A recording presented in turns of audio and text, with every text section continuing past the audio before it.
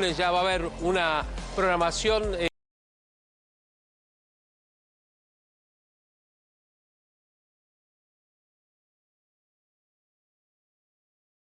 especial aquí en la 24 para compartirla durante todo el verano. Quédense ya con QR, están todo el equipo de QR.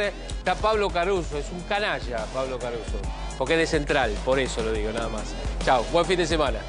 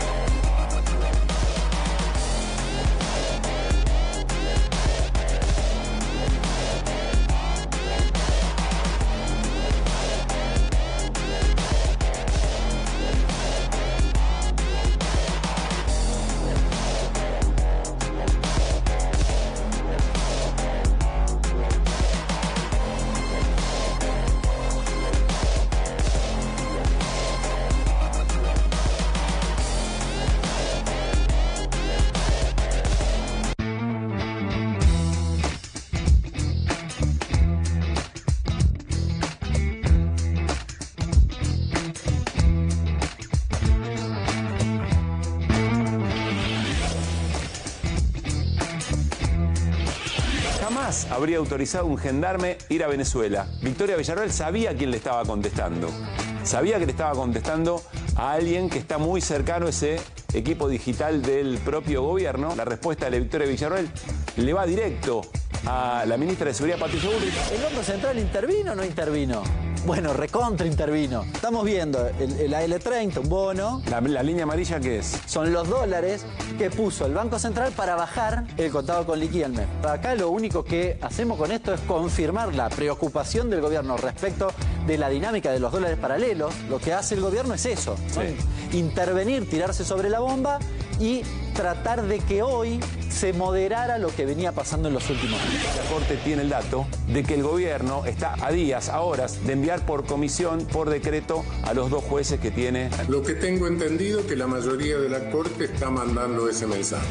No vamos a tomarle juramento a jueces que sean designados por decreto. Nos hemos inadvertidamente sumergido en una especie de presente distópico que no se veía venir, que yo creo que tiene mucho que ver con los efectos tardíos de la pandemia, de la cuarentena. Otro nivel en donde existe un discurso que sí es novedoso, que es un discurso de una derecha desvergonzada. Señora vicepresidente, resulta vergonzoso que utilice a Nahuel Gallo para juntar likes y además elimine el tuit cuando la repercusión no es la esperada. Este tuit se produce una semana después, menos creo, de aquel otro donde Villarroel decía no voy a hacer nada. ¿Se acuerdan? Así es. No, yo soy...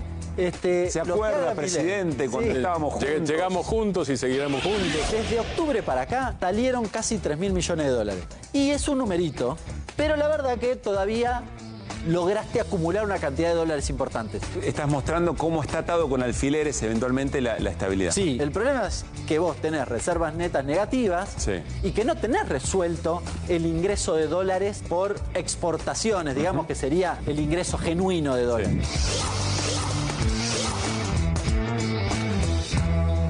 ¿Qué tal? ¿Cómo anda? Muy buenas noches, bienvenidas, bienvenidos a QR. Viernes por la noche, muchas ganas de compartir historias con ustedes, pero sobre todo las historias que están por venir, porque ya cerrando esta semana, la última semana completa del año, empezamos en momentos de reencuentros, de juntadas familiares, de juntadas con amigos, de despedir el año, de darle la bienvenida a lo que vendrá y por supuesto en medio de todo eso siempre hay momento para reflexionar, para parar un poco la pelota. Bienvenido. Todo eso, aquí estamos en QR, insisto, para seguir compartiendo historias de las que nos interesan, si no, viernes por la noche a las 9, no nos tendríamos aquí haciéndonos esta buena compañía.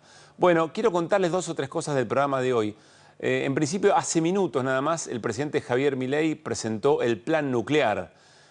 Por supuesto, mucho interés sobre algo que a la Argentina le es muy propio. Siempre hubo en la Argentina una mirada respecto de proyectos de desarrollo de este tipo de energías, pero claro, hay quien dice, bueno, pero está inaugurando algo que ya estaba inaugurado, algo que ya venía ocurriendo. Vamos a reflexionar sobre esto también, volviendo a escuchar al presidente en ese sentido. A quien vamos a escuchar es al Papa Francisco. Bernarda Llorente, por tercera vez, entrevista al Papa Francisco para un canal colega y deja definiciones muy poco explícitas sobre la Argentina, pero reflexiona sobre cosas que a la Argentina le están ocurriendo. Y es muy interesante esa mirada, sobre todo teniendo en cuenta el eco que tiene en lo que la Iglesia Católica Argentina, en sus distintas autoridades, sí viene diciendo concretamente sobre el gobierno de Javier Milei. Viene Bernarda Llorente aquí, después de la entrevista al Papa Francisco, para contarnos y darnos contextos y seguir repasando alguna de esas definiciones. Amnistía Internacional es una organización que lucha por los derechos humanos en todo el mundo y dejó un informe realmente muy duro respecto de lo que denomina un riesgo para el disenso. Es decir, analizó el año de políticas represivas del gobierno de Javier Milei. Más de 1.100 personas heridas en 15 movilizaciones. Vamos a repasar los datos y conversar también sobre esto que no puede pasar inadvertido en un país como la Argentina y frente a las políticas de ajuste que genera el gobierno de Javier Milei. Abiertamente y honrado el propio gobierno de llevar adelante esas medidas, pero que por supuesto genera distintos tipos de protestas. El dato de pobreza de 38,9%, que se basa en datos del INDEC, pero que no da el INDEC informa cada 6 meses, llamó mucho la atención, generó muchos debates, 38,9%, insisto, y vamos a hablar con especialistas a ver si nos ayudan a entender por qué, si el número 38,9 es un descenso muy importante de casi el 54% que se había llegado en el primer semestre, no se ve en la calle, o por lo menos en la vida cotidiana se observa otra cosa. ¿Cuál es la distancia que hay entre la realidad y esas estadísticas? Vamos a tratar de conversarlo. Y finalmente, no se pierdan el repaso federal habitual de los viernes de QR y especialmente nos vamos a detener en algo que está pasando en Jujuy y la salud pública. Alguien habla de privatización de la salud pública. Creo que lo más preciso es que la atención pública en hospitales públicos, en clínicas, va a ser arancelada. Y es un dato porque además le echan la culpa en la provincia al desfinanciamiento de las políticas del gobierno nacional. Todo esto, más la compañía del equipo de QR para este viernes a la noche es un montón. Así arrancamos con las voces del día. Acá el que no empuja la agenda del presidente se agarra sus cosas y se va a su casa. Supongamos que él sea Victoria Villarruel. El Victoria Villarruel tiene un cargo electivo, no puede agarrar sus cosas y irse a su casa. Dentro de 4 meses, cuando esté más cara la Manaus que el agua Evian, que es el agua mineral de Francia, decime cómo lo va a resolver. Hubo la intención de compra de, en realidad son 5 departamentos, acá estoy viendo un poquito el expediente, por un poco más de 600.000 verdes, siempre a través de la secretaria. Hablé con Karina primero, le dije que yo tenía un compromiso, que era un compromiso de honor con mis nietos, y me dijo, los chicos vienen ahorrando plata desde que son chiquititos para ir a Disney. Lita es una olfateadora nata respecto a temas de corrupción y un poco nosotros seguimos ahí sus enseñanzas. El peronismo resuelva lo que quiera resolver, que la expresidenta, vicepresidenta, senadora, presidenta del Senado, todos los cargos que tuvo y todas las causas que tiene, resuelva lo que tenga que resolver y nosotros confrontaremos con quien tengamos que confrontar. Estamos apuntando a una reforma tributaria donde no haya mucho más que 6 impuestos y que haya competencia entre las diferentes provincias. Quiero referirme al secuestro ilegal de Nahuel Gallo en Venezuela. Exigimos su liberación inmediata y agotaremos todas las vías diplomáticas para devolverlo sano y salvo a la Argentina. El gobierno de Milei cumplió 1 año y andaban festejando que subieron las acciones en Nueva York. Andaba festejando que los títulos públicos, los bonos, le va muy bien. Sí, una fiesta financiera. Porque la gente ha vivido fracaso sobre fracaso. Y requiere mucho coraje, después de todo lo que pasaron, tener que salir adelante y tener esperanza. Esto significa que si la Libertad Avanza te convoca, no tendrías inconveniente en encabezar la lista de ellos. Si vamos todos en el mismo camino a la transformación, por supuesto, no tengo ningún problema. Yo descarto de que nosotros teníamos información previa o denuncia o que le hicieron la cama, como bien mencionabas. Eso no es así, eso no sucedió. Podría ser que el año que viene, cuando el INDEC, que es el único organismo en la Argentina que puede calcular con certeza el nivel de pobreza, podría dar este número. En estos momentos se está realizando una marcha multitudinaria en el sepelio del chanchero muerto por gendarmería. Es un trabajador de frontera que fue muerto por la gendarmería de Bullrich y de Milei. Agustín, te pido 2 minutos. Pedimos a todos los presentes que hagan silencio, por favor, para poder escuchar a Agustín Laje con atención. Ahora sí, disculpa y seguí. Estoy casi terminando, de modo que quien aprovechó la charla, muchas gracias, y quien no la aprovechó, pues lo siento mucho por la mala educación. Amazon doesn't want us to realize the power that we have as Amazon workers. It wouldn't be able to run without us. Amazon is scared because they know that with the power of the union, they're going to have to dish out what they owe. El gobierno de la provincia de Tucumán ha sido uno de los principales provincias que ha establecido un diálogo franco, sincero, recíproco con el gobierno nacional. ¿Qué consejo le daría usted a la vicepresidenta? Que pida perdón, que le pida perdón a la gendarmería, que le pida perdón a la familia de Nahuel. Yo no pido que me pida perdón a mí. Deseo reconocer el fundamental aporte del bloque de diputados del PRO, que también trabajó mucho con nosotros, nos ayudó mucho, digamos que está conducido por Cristian Ritondo, quien hoy está siendo víctima de operaciones y persecuciones. No se puede hacer ajuste en el desarrollo educativo, no se puede, es criminal. Es un suicidio programado. Le damos la bienvenida al equipo de viernes de QR, casi una mesa de 3, les diría Martín Granowski, Fer Cerolini, ¿cómo andan? ¿Cómo le va? ¿Bien? ¿Todo bien? Ahora escuchamos más definiciones del Papa Francisco en entrevista con Bernarda Llorente. Viene Bernarda, nuestra colega, a conversar y a contarnos un poco más de esa entrevista en intimidad, o algunas intimidades de esa entrevista. Ya nos metemos con, otra vez, cómo estuvo esta semana respecto de la interna Milei, Victoria Villarruel, presidente y vicepresidenta. No quiero dejar de mencionar algo que ocurrió hace algunos minutos nada más, probablemente todavía esté desarrollándose, el allanamiento al despacho del ex senador Cuéllar en el Congreso Nacional y en el despacho que tiene el anexo, que es el edificio que está enfrente, tercer piso del Congreso, quinto piso del anexo. Hoy en el noticiero con Rolando Graña decíamos, bueno, pero ¿por qué no hubo? Si ya habían hecho un allanamiento antes en los despachos del Congreso, no, se había fajado y habían puesto custodia para que nadie pudiera ingresar, retirar y sacar elementos. Lo que pasa es que se necesitaba el desafuero, que vino después de la expulsión de Cuéllar. Y otra cosa muy importante, se necesitaba el permiso de Victoria Villarruel. Porque hay un reglamento, el Código Procesal Penal Federal, que lo que indica es eso, creo que el artículo 226, que lo que dice es, bueno, pero para entrar al Congreso a hacer un allanamiento hay que pedir permiso. Hay que notificar a la Sí, notificar te tiene que autorizar. Bueno, una jueza no creo que se tiene que, si quisiera oponerse, tiene que dar fundamentos interesantes. Lo que sí puede decir, bueno, informe a la presidenta del Senado. Así es. Bueno, eso se informó, hubo una autorización de Victoria Villarruel y lo que están buscando son elementos de prueba básicamente de coimas. Es decir, si recibió coimas para actuar políticamente como actuó Cuéllar, levantar la mano, por ejemplo, en la ley Bases, y si eso quedó registro en alguna computadora, en algún pendrive, si hay alguna caja fuerte, me decían también algunas de las fuentes vinculadas al propio allanamiento. Bueno, veremos. Cuéllar está detenido en Paraguay por otro delito, no por el que ordena el allanamiento Sandra Arroyo Salgado, que es enriquecimiento ilícito y lavado, por supuesto bajo investigación, sino por tentativa de contrabando. Pero bueno, ahí están los tironeos, el pedido de extradición.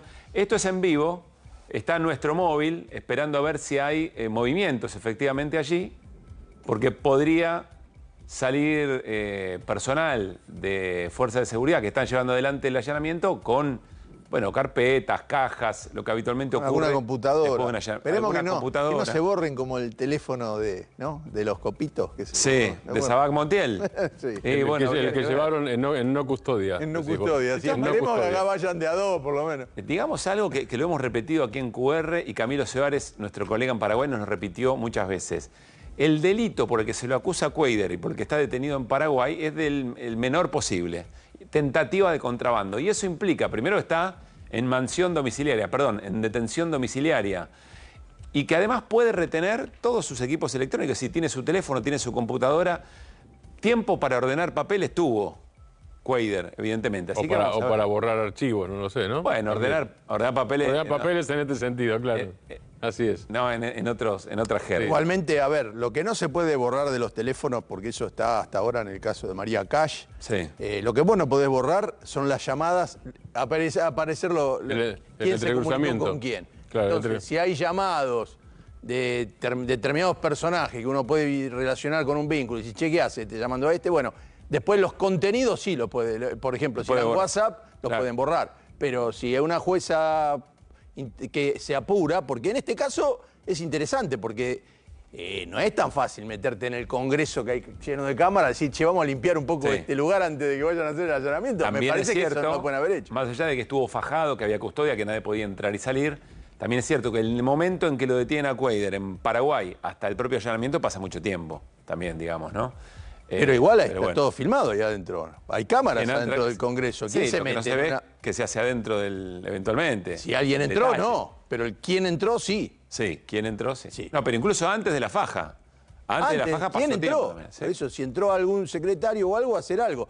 Yo creo que igualmente me parece que la señorita que está detenida... Pincel Costa. Sí, me parece que trabajaba como secretaria de Cuéllar, pero me parece que desde hace un tiempo no sé si trabajaba desde el Congreso. Tuvo actividad en el Congreso a la que renunció hace relativamente había un poco. lío, entonces trabajaba de afuera. Es decir, quizá esa computadora quedó con cosas, pero lo lógico es que esté en otro lado. Bueno, ahí están las imágenes en vivo en el Congreso Nacional. Esta es una de las puertas del Congreso Nacional. Este es uno de los lugares de allanamiento, oficina del tercer piso, el despacho del tercer piso, despachos del quinto piso de lo que estaría enfrente, efectivamente, que es el anexo del Congreso Nacional. Bueno, esta semana, una semana muy intensa de discusiones, de peleas internas entre la vicepresidenta y el presidente. Decíamos ayer en QR, evidentemente fogoneado por los dos. Por Milei, que llama desde Italia, casi que pide hablar con un medio que le es cercano, que le es confortable, y allí declara que la sesión tendría que haber sido, no fue válida la sesión del Congreso, efectivamente por el tema Cuéllar, y habla sobre, o dice y sugiere, que Victoria Villarroel mintió, que sí sabía que Milei no estaba en el país y por ende no podía ejercer esa doble función, presidenta a cargo y presidenta del Senado. Y Victoria Villarroel, que vimos ayer, un tuit respecto del gendarme Gallo, veíamos en las voces del día también la palabra de Patricia Bullrich, le tira con todo a Patricia Bullrich, cómo Milei no iba a salir a decir algo. Bueno, hoy en la bolsa de cereales, si no me equivoco, de Córdoba, allí en medio de un discurso, Milei volvió a referirse a Victoria Villarroel. Escuchen. Como dicen algunos imbéciles, como yo me gusta irme de viaje a pasear, del último viaje me traje casi 3.000 palos verdes de inversiones, que es la inversión de Río Tinto por 2.500 millones de dólares y la de Stellantis, que la van a aplicar acá, por cerca de 400 millones de dólares para los motores de las RAM.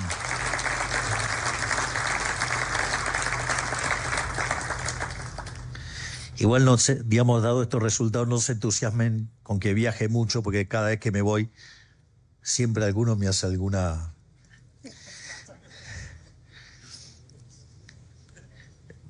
Sin comentarios.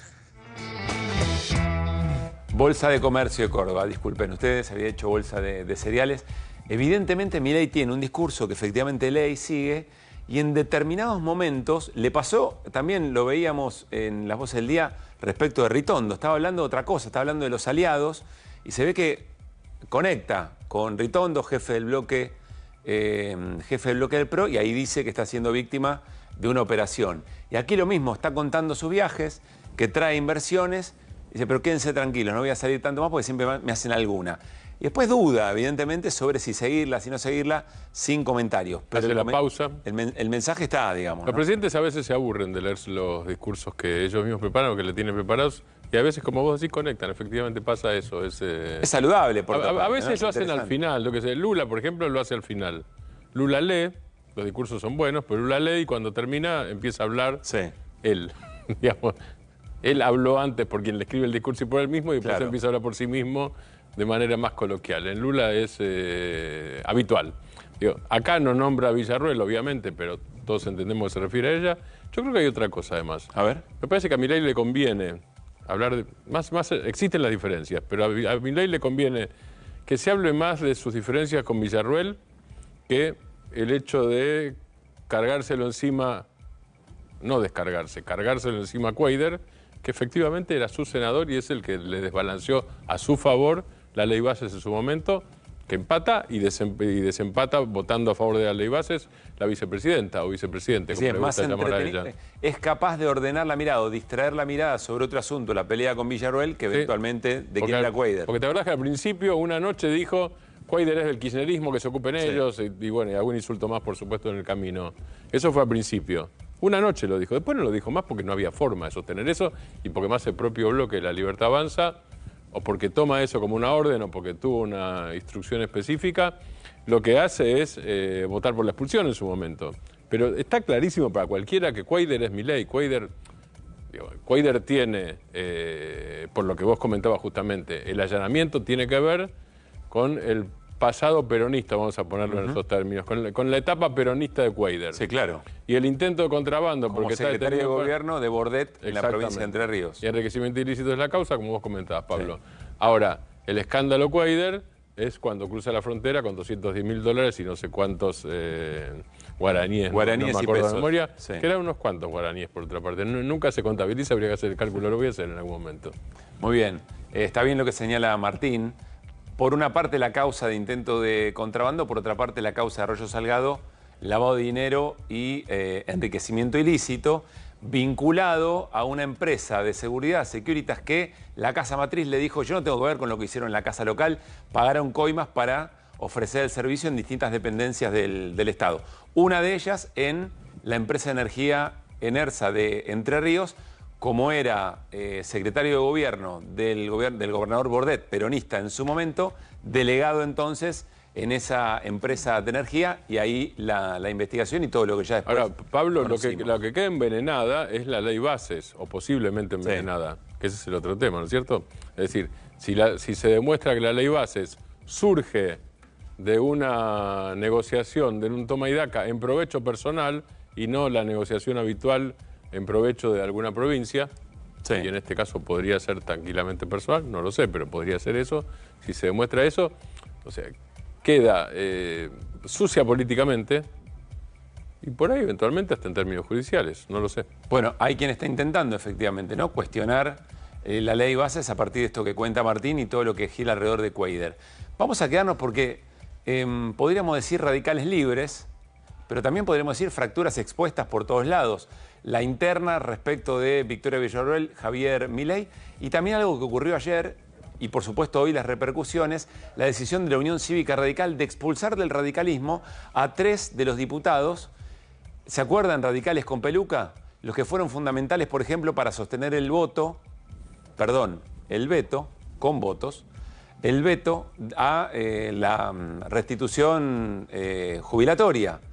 Y allí después el asado, ¿se acuerdan que fueron más? Fueron 80 y pico, 87 si no me equivoco, a comer ese asado que celebraba el veto a la recomposición jubilatoria, pero los 5 radicales en su momento llamaron mucho la atención, porque votaron en contra de lo que ya habían votado o de lo que hizo su bloque. A 3 de ellos se los expulsó. Y hay sectores del radicalismo muy enojados. Por ejemplo, vean a Rodrigo de Loredo, que es el jefe del bloque del radicalismo en diputados, lo que expresa a través de este mensaje en la red social X sobre esta decisión. Ilegítima, arbitraria, parcial decisión de un tribunal de conducta que parece más abocado a una interna que al rol que debe cumplir. con un bloque escindido en diputados y con senadores y diputados que en reiteradas ocasiones tomaron posturas distintas a sus bloques, selectivamente se busca castigar solo a unos. El partido chico, cerrado, burocrático, incoherente y con doble moral no le sirve a nadie. Muy crítico de Loredo respecto de las autoridades de la Unión Cívica Radical. ¿Quién? Bueno, la autoridad es Martín Lustó. Por supuesto, el organismo de conducta que evalúa es parte de esa estructura. Pero también hubo otro muy enojado. Es Cornejo, el gobernador de la provincia de Mendoza, radical. Miren lo que dijo. La decisión de expulsar de la Unión Cívica Radical a Mariano Campero, Luis Picat y Martín Arjol no solo es una decisión completamente equivocada, sino que además demuestra que la conducción partidaria que promovió esta idea piensa en un partido chico, alejado de la histórica tolerancia democrática del UCR, de nuestros simpatizantes de todo el país, de nuestros principios y nos aleja de nuestro electorado. Es muy llamativa la defensa, el argumento de Cornejo es muy llamativo, porque dice, nos aleja de los principios del radicalismo. Y alguien podría decir, no, pero espera, los que se alejan del principio del radicalismo son los que votaron en contra de los jubilados. Bueno, todo está muy dividido, muy conversado, muy picado. Además, y habla de la posibilidad de un partido chico. Los argumentos se replican, ¿no?, entre los dos, con la característica, me parece, o yo leí demasiado rápido, o creo que de Loredo no dice ni partido ni radical. Me parece, en un momento, sí, creo. Partido chico, dice. Sí, pero no dice ni radical. Igual en el caso de radical. Campero ya anunció prácticamente que le importaba nada que lo echen del radicalismo. Él hizo pito catalán casi, es como que se está más del otro lado, que hizo hasta el propio... Sí. Hubo pariente, el famoso Campero que trabajaba con Alfonsín, estaba indignado y es el tío... Sí. Y publicaron cosas diciendo esto es una barbaridad, no lo dijo sobre él en particular, sino sobre la traición del radicalismo a dos propuestas propias. Entonces, me parece que, están tratando de salvar para el radicalismo algunos que ya están tirándose en palomita, como en el caso de como que el peronismo dijera, che, lo vamos a echar a Espínola. Espínola está diciendo ya, che, si me dan la vamos que quiero ir al candidato de la Libertad. Bueno, pero es interesante traer lo de Espínola porque ahí hay una diferencia. Acá los echan del partido, pero las bancas las conservan. Espínola también. Espínola eventualmente también, pero le están pidiendo que renuncie a la banca. Es toda la discusión que venimos teniendo sobre este tema. Da la sensación que lo que quieren conservar de Loredo y Cornejo es un partido radical que pueda pivotear y negociar de esta manera, es decir, un partido radical más aliado del propio gobierno. Son discusiones internas. Acá, de fondo, lo que está es el respeto por las razones por las cuales fueron votados esos legisladores en sus respectivos lugares, en sus respectivas provincias. El nivel... A ver, si vos estás viendo lo que está pasando con Villarroel, que no es que tiene una gran diferencia ideológica con Milei, en lo económico, bueno, es una cuestión de poder... Cuestionamiento de eso no hay. Para nada. Entonces... Le están haciendo esto a Villarroel. ¿Cómo echaron de la FIP a Mizrahi, la mujer que estaba a cargo? Es realmente, yo no sé, los que quieren seguir siendo aliados, cuando encima los cargan, les dicen barbaridades. Con lo mal que pagan. Claro, con lo mal que pagan. Hasta Macri está entrando en razones de esto. Y lo de estos radicales así, yo no me queda... Me parece que el cálculo, hasta ahora, el cálculo es, dicen... Como si dijeran, yo leo las encuestas y mi electorado, caso del mendocino, recién aparecía Cornejo, o de Loredo en Córdoba, estamos hablando de Mendoza y Córdoba, la mayoría del electorado estaba o está, no sé si estará, porque eso quién lo puede saber, con Milei. Es así, hay una especie de, bueno, en Mendoza está Petri es de Mendoza, el ministro de Defensa, Luis Petri. Hay una, aunque él no sea el jefe es Cornejo del radicalismo mendocino, pero hay una petrificación de eso. Petri quiere ser el próximo gobernador de Mendoza. Digo, hay cálculos que ya empiezan a jugar a eso. Y Petri es de los adelantados, junto con Patricia Bullrich de Juntos por el Cambio, Patricia Bullrich el del radicalismo, que se mileizaron automáticamente. No podés perder la identidad propia. Cuando Néstor hizo ¿Qué quiere decir no podés? En el caso de Néstor Kirchner. Quiero decir, cuando Néstor Kirchner hace la alianza con el radicalismo en determinados temas mantuvo su propia postura, inclusive con la 125, y terminó el vicepresidente tirando abajo la ley. Y eso dice, bueno, hasta acá llegamos, estos somos nosotros. Si no, tenés que ir atrás de... Para Alfonsín el límite era Macri.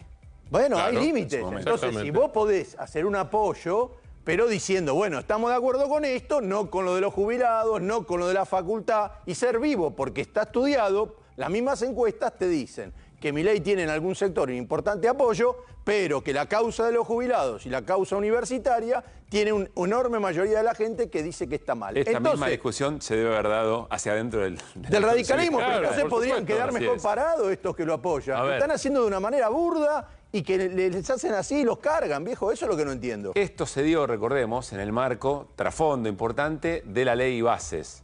Vamos a hablar de eso, porque mientras esto pasaba en los partidos políticos, estas discusiones, no en todos, pero en algunos, estas divisiones, en la calle había protesta social.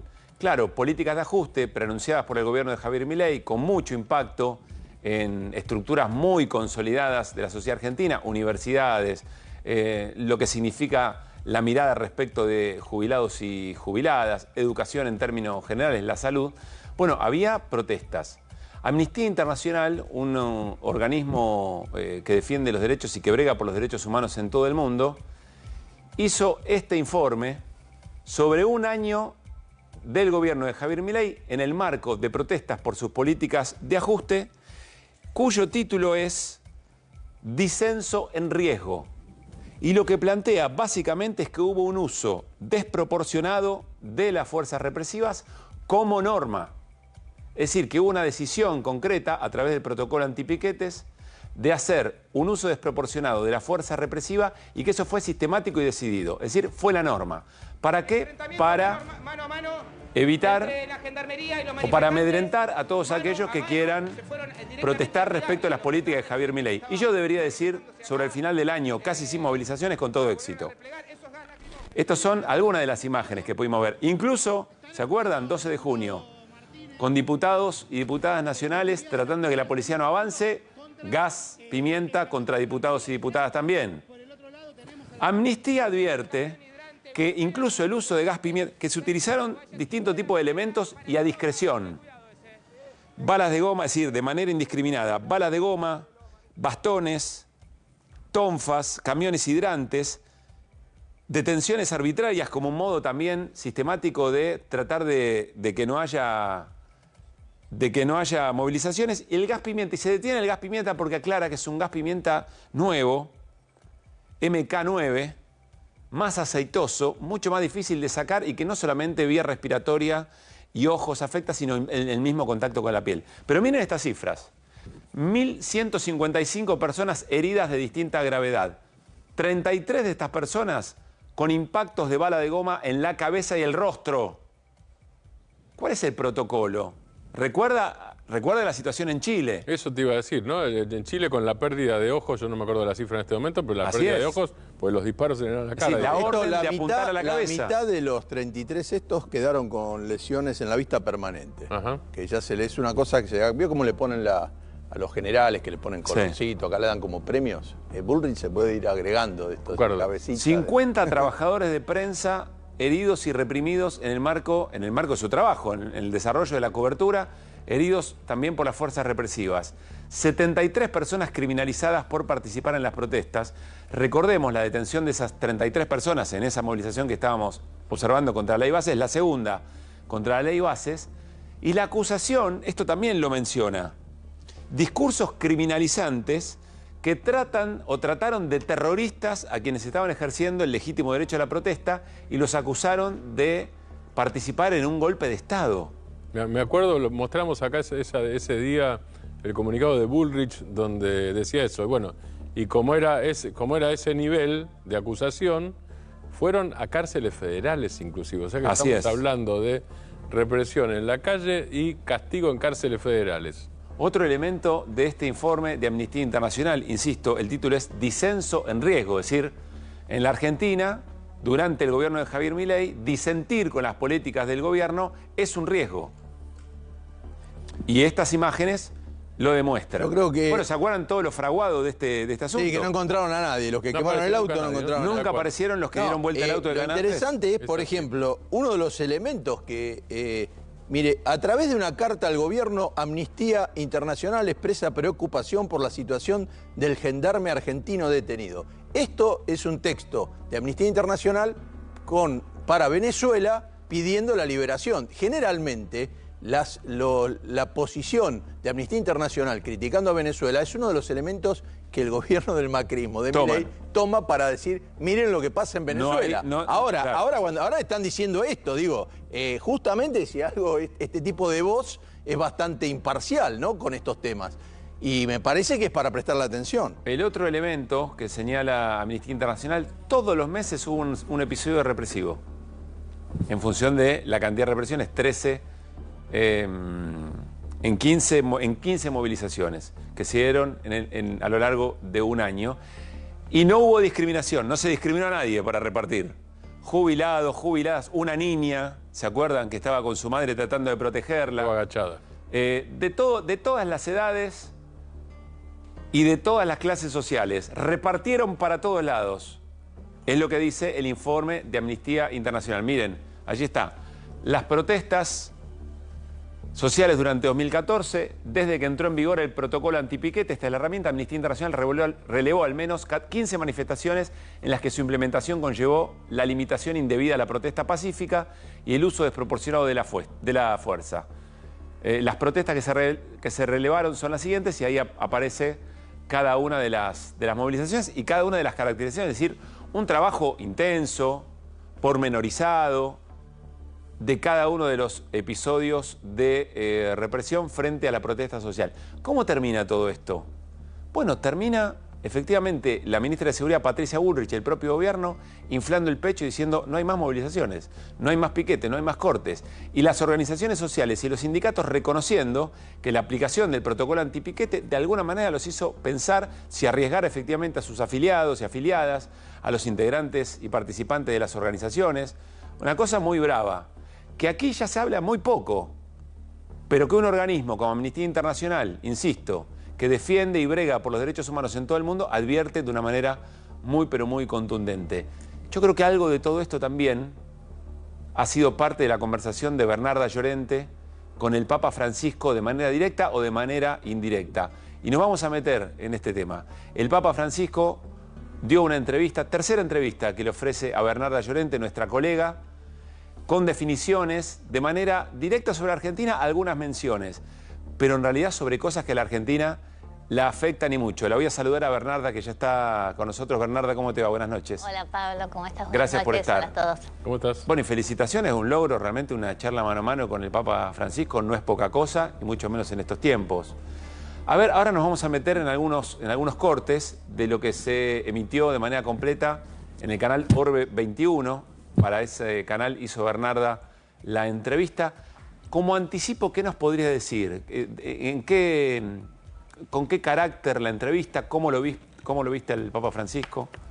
Mira, lo vi muy bien. Nosotros con el Papa tenemos, bueno, yo tengo un proyecto que el Papa me ha dicho que sí, que es hacer algo sobre sus viajes. A mí me importa mucho el pensamiento del Papa, ¿no? El pensamiento del Papa más estratégico, que creo que en estos tiempos, y justamente tiene bastante que ver con lo que veníamos hablando, creo que es de las pocas voces realmente distintas. Creo que el Papa, más allá de su condición religiosa, es el líder mundial por excelencia en términos sociales y en términos éticos.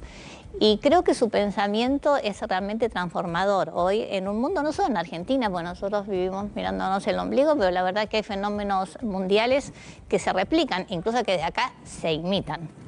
El Papa, bueno, hemos ido construyendo un vínculo, me dio esta tercera entrevista, a mí me pareció que era interesante publicarla desde Orbe, que es justamente el canal que Bergoglio, cuando era cardenal, creó acá en Buenos Aires.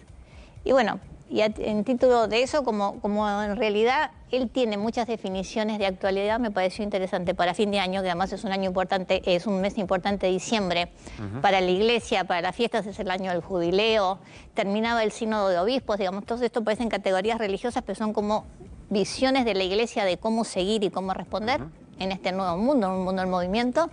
Me pareció interesante sacarlo en este momento. Bueno, tenemos el lujo de tener a Bernarda para hablar sobre lo que efectivamente ella logró en la entrevista, definiciones y muy concretas del Papa Francisco. Vamos a arrancar con una mirada sobre lo que implica el desfinanciamiento educativo. Presten atención a lo que dice el Papa Francisco. Hacer ajuste en la educación es un suicidio programado de un país. No se puede hacer ajuste en el desarrollo educativo. No se puede, es criminal. Es un suicidio programado.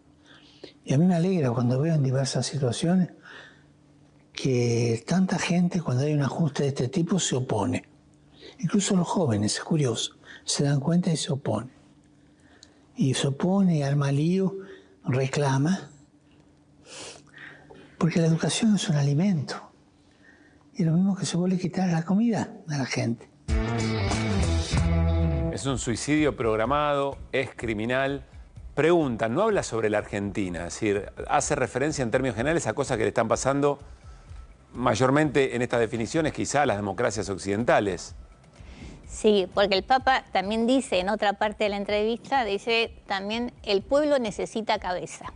Entonces, no solo es una cuestión, que sí, por supuesto, es muy importante, la educación como la posibilidad de movilidad social ascendente, sino que también él lo ve como una parte fundamental de las democracias y como una parte fundamental de construir otro tipo de sociedad. Pero insisto, no es una referencia argentina en concreto, nosotros escuchamos esto y decimos, está hablando de la movilización por la universidad, está hablando del financiamiento educativo en términos de política nacional, pero no está hablando de Argentina, ¿no? Y además está ligando eso, si uno quisiera pensar eso, está ligando eso a que no hay alimentos.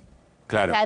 Tema del Ministerio de Capital Humano. Obviamente no creo que el Papa diga a la ministra Sandra Petovelo tal cosa. Pero insisto con la pregunta, no está hablando específicamente de la Argentina, aunque es plenamente consciente que es un mensaje que llega. Bueno, yo le hice una pregunta genérica, la verdad.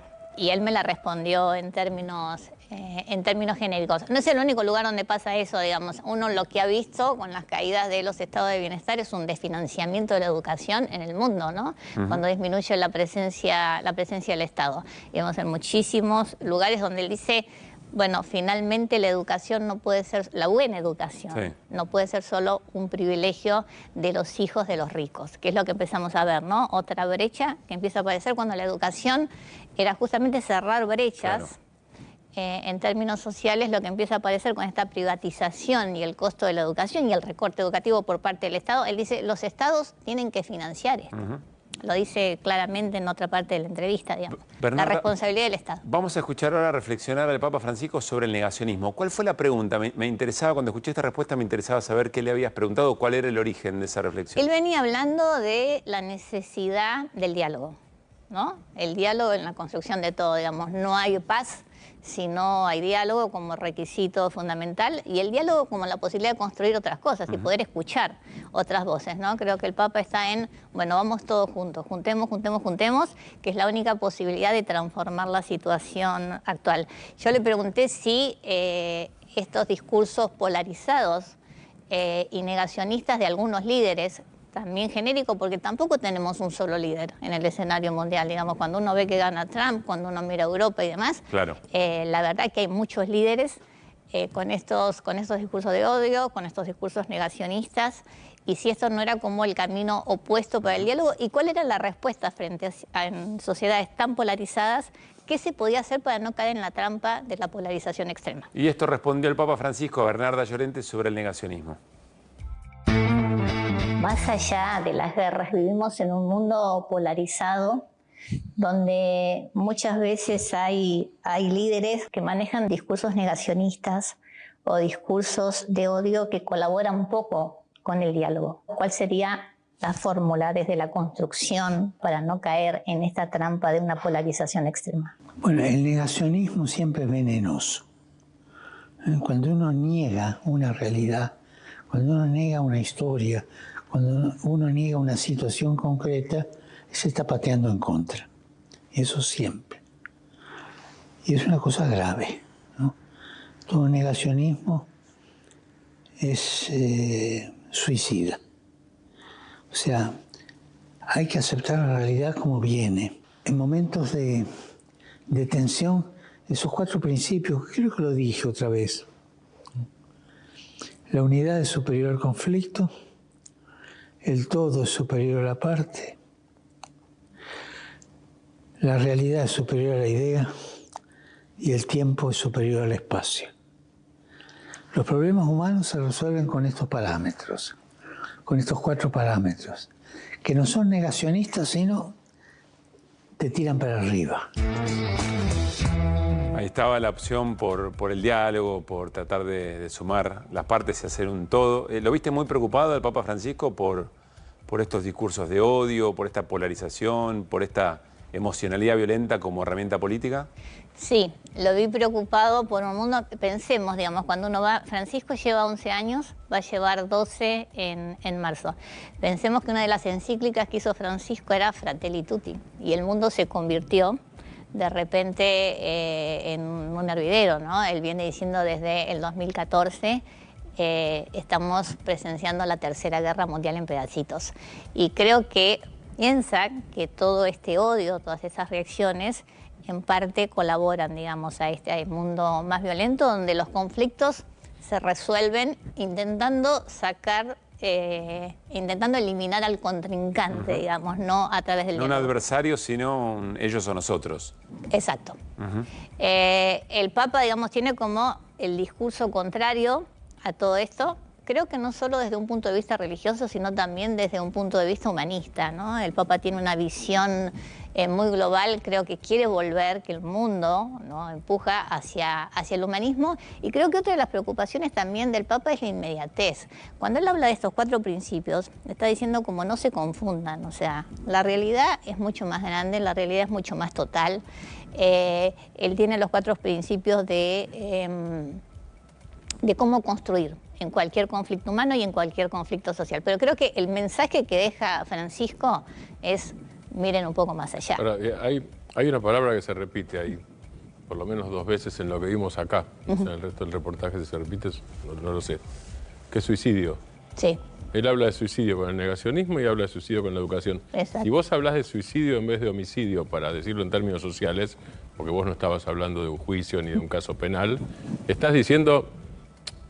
lo estás poniendo casi en primera persona plural, o sea, como género humano, como sociedad, claro, nos estamos suicidando con el negacionismo y con la degradación educativa, con las 2 cosas. Ese es el también en términos ecológicos del medio ambiente, en la sociedad que estamos construyendo. Él ve todo un mundo en crisis y valores en crisis, o sea, él ve una crisis económica, una crisis social, una crisis ecológica, una crisis obviamente de seguridad, y lo que busca el Papa piensa que en este mundo, si no hay salidas globales y que se complementen, no hay salida. No quiero salir de este tema, ahí voy, Fer, porque vinculado al tema del odio, creo que sobre eso habla respecto de los monstruos, es lo que vamos a compartir. ¿A qué se refiere con los monstruos? ¿De qué habla cuando habla de los monstruos? Está hablando de que determinadas ideas o determinadas ideologías te pueden llevar a construirte en un monstruo. Cuando vos no tenés sentimientos, cuando dejás de ver al otro, cuando solo obras a partir de tus intereses, todo eso te puede llevar a situaciones horribles, inmanejables, digamos.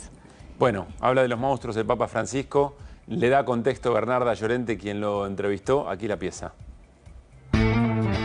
Las posturas ideológicas terminan engendrando monstruos.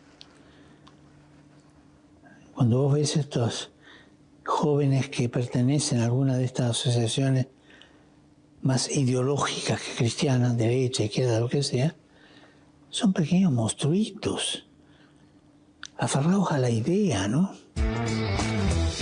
Ahí tengo pregunta para hacerte, porque posturas ideológicas tenemos todos y todas. Francisco tiene una mirada ideológica sobre los valores. ¿Cómo se acota eso? ¿O cómo lo entendés vos? Yo creo que ¿A qué se refiere Francisco con ideologías? Yo creo que él tiene mucho miedo a situaciones muy fundamentalistas. Al fanatismo, al fundamentalismo. ¿No? Lo tiene en términos religiosos. Pensá que él, que ya no fue el penúltimo, sino ahora el anteúltimo viaje, él incluso visita el país con mayor cantidad de musulmanes del planeta, ¿no? 98%, y se reina la paz. Me parece que el mensaje de Francisco es como muy claro. Somos diferentes, tenemos que ser diferentes, o sea, no quiere un mundo uniformado, ni en opiniones, ni en creencias, ¿no? Pero los fundamentalismos, piensa él, que finalmente te llevan a extremos son destructivos. Eso es lo que creo en su pensamiento en líneas generales. No le preocupan las diferencias. Bien. ¿Fer?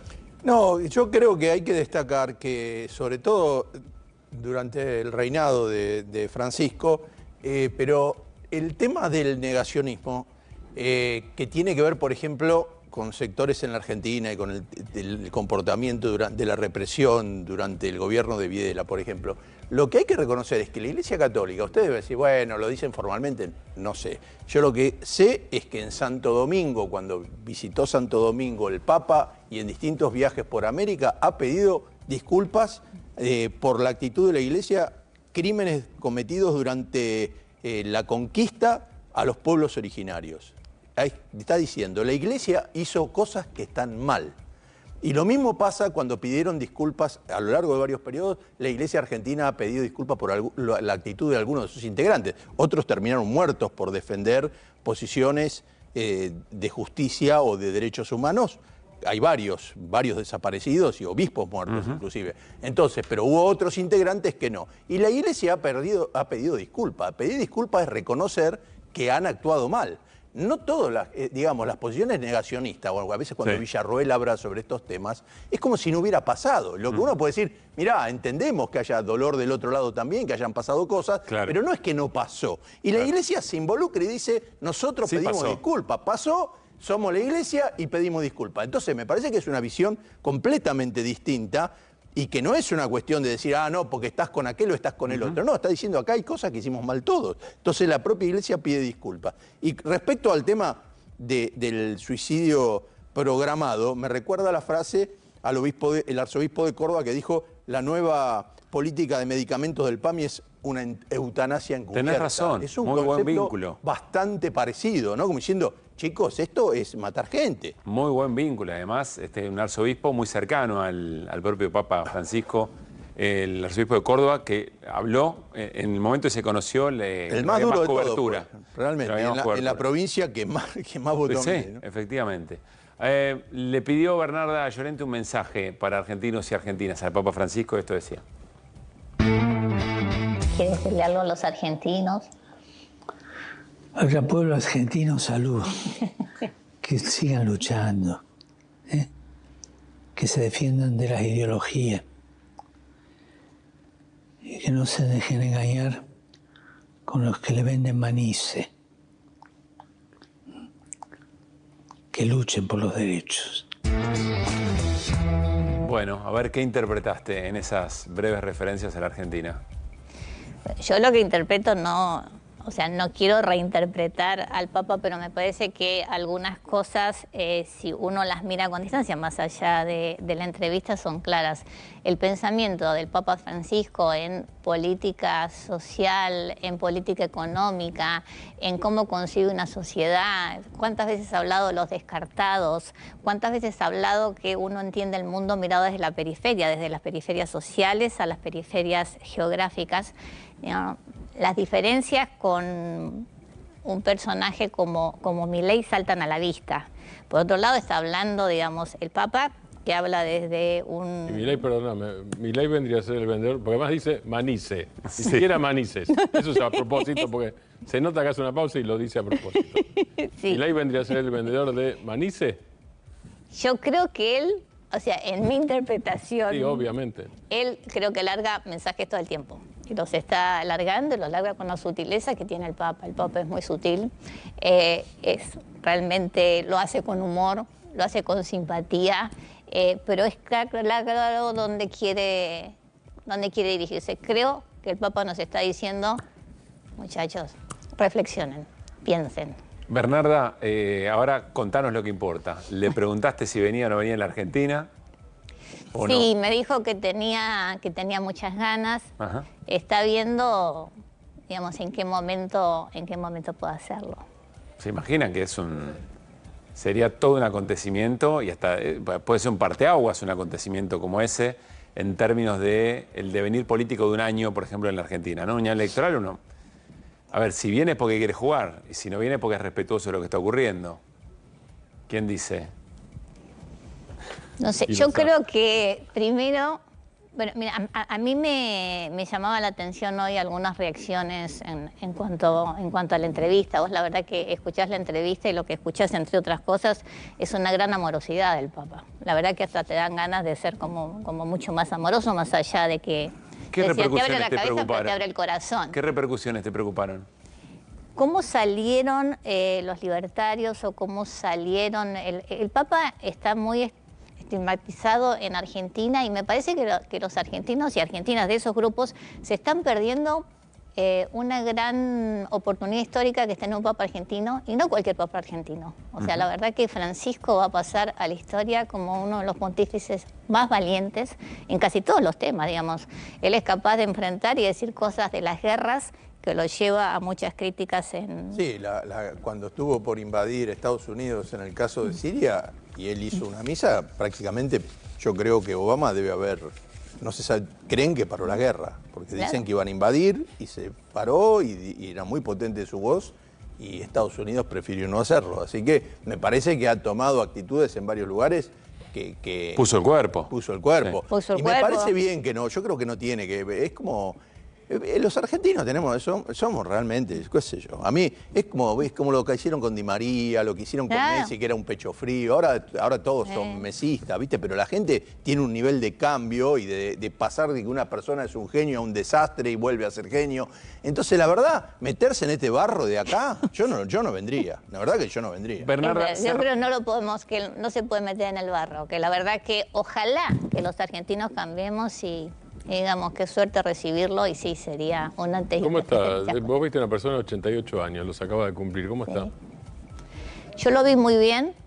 Él tiene algunos problemas de movilidad, no muy grandes, de rodilla, va con bastón. Sí. O sea, en realidad lo que le cuesta es caminar grandes distancias, pero... Ahí usa silla de ruedas. Ahí usa silla de ruedas, no tiene problema, no tiene, ¿viste?, esa coquetería o no le importa nada, digamos, la verdad que está más allá de todo eso. Está muy lúcido. Y sobre todo tiene una energía impresionante. Pensá que venía de un sínodo de obispos, que es un gran acontecimiento en la iglesia. Él iba al sínodo, iba a las reuniones, las presenciaba. Sí, comía después con la gente, los recibía. ¿Cómo es? ¿Qué se percibe en Italia, por ejemplo, que tiene un gobierno, Giorgia Meloni, que tiene un estilo, digamos, no es parecido, no es exactamente Milei, pero tiene una... ¿Cómo es la relación, la tensión con el Papa? Buena, porque Milei lo que no ha hecho es lo que uno no entiende, que cómo te vas a pelear con el Papa. Y ella ha tenido gestos. De hecho, ahora fue el invitado especial al G7 hace unos meses y la verdad que el Papa hizo un discurso maravilloso acerca de la inteligencia artificial, porque es otra de las cosas que tiene, digamos, él está en los temas de actualidad y tiene respuestas para todos los temas nuevos, digamos, es una cabeza muy joven. Y el discurso de Francisco va cambiando permanentemente. Y cuando uno pensaba, por ejemplo, ahora está con el jubileo, que es el 24, que es un año santo, que es un año de perdón, o sea que si tienen algo para ser perdonados es el momento. En la antigüedad, digamos, con el jubileo todas tus deudas eran perdonadas. El Papa Francisco da otra vuelta de tuerca y manda como mensaje a las Jornadas de la Paz en enero 3 pedidos. La condonación de la deuda externa, la abolición de la pena de muerte y un fondo de alimentación financiado en parte con la industria armamentista, con la plata que se gasta en las guerras. Bernarda, vos estuviste ahí, vos lo entrevistaste, viste cosas que van más allá de esta entrevista. Cerrá como quieras la nota con lo que te parezca a resaltar que no hayamos conversado. Yo lo que resalto, y me parece que hay que resaltar, es que nosotros vivimos muy metidos en una coyuntura que finalmente nos imponen permanentemente la agenda. En eso el gobierno de Milei ha sido extremadamente bueno. Eficaz. Nosotros terminamos hablando de lo que ellos quieren que hablemos y somos incapaces, por ahora, por el momento, o de a rato, digamos, de proyectar otras cosas. Un proyecto nuevo, otras consignas, otra Argentina, otras realidades, también escuchándonos entre nosotros, que es muy importante, ¿no? Para el Papa, la escucha masiva, que después te lleva a la construcción colectiva, es muy importante. Creo que frente a la construcción individual que plantea Milei, una sociedad terriblemente individualista, creo que el discurso del Papa, desde el humanismo y desde la construcción colectiva, ya de por sí es un discurso disruptivo. Me parece que hay que escucharlo más. Yo muchas veces traduzco lo que dice el Papa en términos religiosos, en términos políticos. Creo que es un gran constructor político y creo que es lo que necesitamos, salir de una coyuntura que nos va poniendo en el rincón para ser capaces de pensar otras alternativas. Bernarda, felicitaciones y gracias por haber venido aquí. Vos me has entrevistado 3 veces con las 3 entrevistas. Tenés razón, sí. Es verdad, en Desiguales y ahora... Porque el que trae suerte es Caruso. Exacto. Bueno, Eso vamos por la cuarta. Vamos por la cuarta. Fue alguna cuarta. Ojalá. Gracias, Bernarda, por haber venido. No, gracias a ustedes. Llegó el momento de ahorrar en combustibles. ¿Sabías que si te pasás a GNC ahorrás miles de pesos por mes? Pensá en gas argentino, pensá en economía y medio ambiente, pasate a GNC. Nos vamos a ir a la tanda y cuando volvamos vamos a hablar con especialistas respecto de este número de pobreza, no la oficial, la que da el INDEC cada semestre, sino a partir de datos del INDEC, algunas lecturas, algunas elaboraciones que dicen que bajó al 38,9%, es un descenso muy importante. Vamos a tratar de entender cómo está conformada esa estadística y bueno, y por qué parece haber para algunos sectores un contraste muy fuerte entre lo que pasa en la calle respecto de lo que indica ese número de pobreza. Al regresar.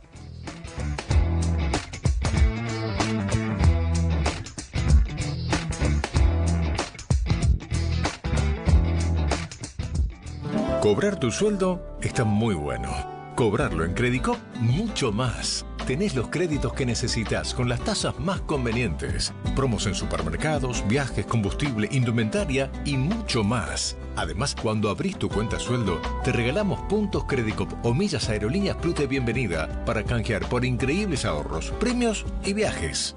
Elegí cobrar tu sueldo en Credicop. Elegí los mejores beneficios. Banco Credicop Cooperativo. La banca solidaria.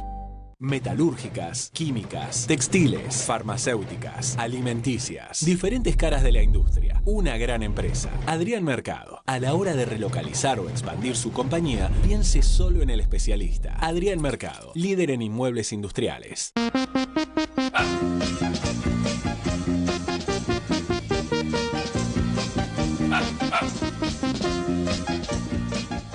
En la provincia de La Rioja, por una decisión del gobierno provincial, no se aplica el nuevo cuadro tarifario para asegurar el acceso a energía de calidad para cada hogar. Además, esta iniciativa busca impulsar el crecimiento de negocios e industrias, mejorando la calidad de vida de riojanas y riojanos. En La Rioja tenemos la energía más barata del país.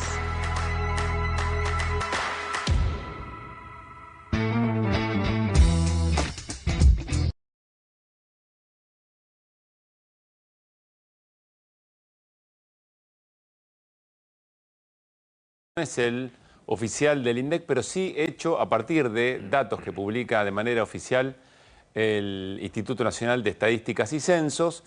Y el presidente Javier Milei, observando esos datos, bueno, lo festejó, lo gritó como un gol, como solemos decir. Miren, lo hizo de esta manera. Tremenda caída de la pobreza porque Sandra Petovelo, ministra de Capital Humano, publica descenso contundente de la pobreza, cifras que confirman mejora trascendental. Pobreza estimada tercer trimestre 2024, 38,9%. Indigencia, 8,6%. Y lo arroba al presidente de la Nación, Javier Milei. Se refiere a estos datos. Vamos a ver las placas. Primero de pobreza y después de indigencia. Ya las compartimos. Según el Consejo Nacional de Coordinación de Políticas Sociales y a partir del informe del INDEC, primer trimestre 54,8%, segundo trimestre 51%, tercer trimestre 38,9%. Quiero insistir, los datos se publican oficialmente cada 6 meses. El dato oficial es el del primer trimestre. Indigencia, primer trimestre 20,2%, segundo 16%, tercer trimestre 8,6%. Efectivamente es un descenso muy importante y claro, empieza a genera preguntas, pero preguntas muy genuinas. Algo que me gusta, o que me gustó mucho, de Leonardo Tornaroli, investigador del Centro de Estudios Distributivos Laborales y Sociales de la Universidad Nacional de La Plata, que está en contacto con nosotros para conversar, es que él hoy hace un hilo de tuit donde trata de explicar estos datos y lo hace al grito de mucha gente con interés genuino en tener una explicación. Aquí vamos con el esfuerzo, es decir, un esfuerzo respecto del interés genuino más allá de las lecturas o de los enojos o de las celebraciones de un y otro arco o sectores del arco político. Leonardo, ¿cómo te va? Soy Pablo Caruso con todo el equipo de QR, te saludamos. ¿Cómo estás? Hola Pablo, hola al equipo, buenas noches. Gracias. ¿cómo empezarías a explicarnos por qué un dato de descenso tan importante a partir de datos oficiales y que genera cierto ruido, cierta distorsión sobre la política de ajuste más importante de la historia, según el propio gobierno de Javier Milei, o eventualmente sobre destrucción de pymes en cantidades muy importantes, baja del consumo, que no refieren necesariamente con una situación de disminución de la pobreza de esta magnitud?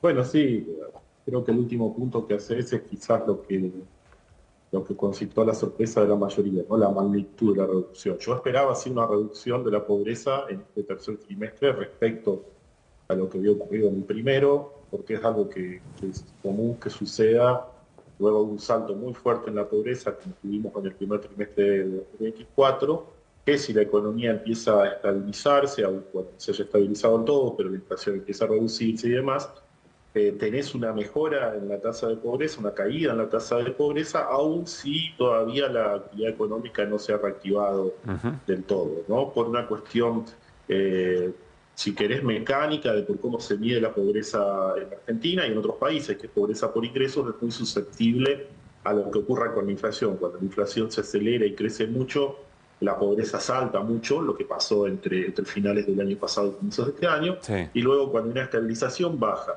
Mi expectativa hasta antes de ayer era que esa recuperación que esperaba fuera una recuperación que dejara la tasa de pobreza más o menos a mitad camino entre lo que era a finales del año pasado, el momento de la asunción de Milei, y la tasa que tuvimos en el primer semestre del año, o sea que sería una recuperación que más o menos la dejara en las cercanías del 45% para el segundo semestre. Sí.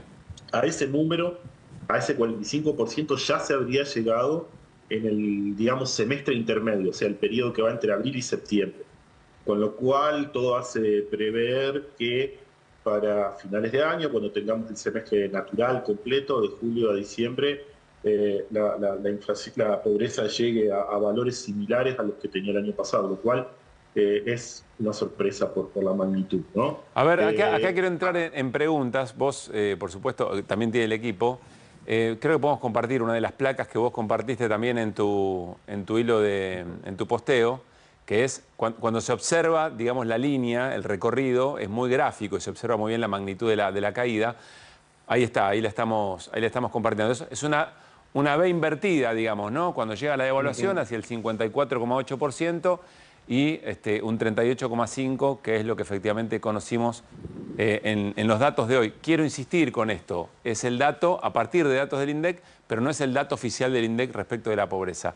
Leo, vos decías, se mide el método de medición. ¿Cómo convive este descenso tan importante con una caída de la actividad económica pronunciada? Creo que hay un 2,7%, si no me equivoco, en lo que va del año, y los niveles de consumo que no remontan.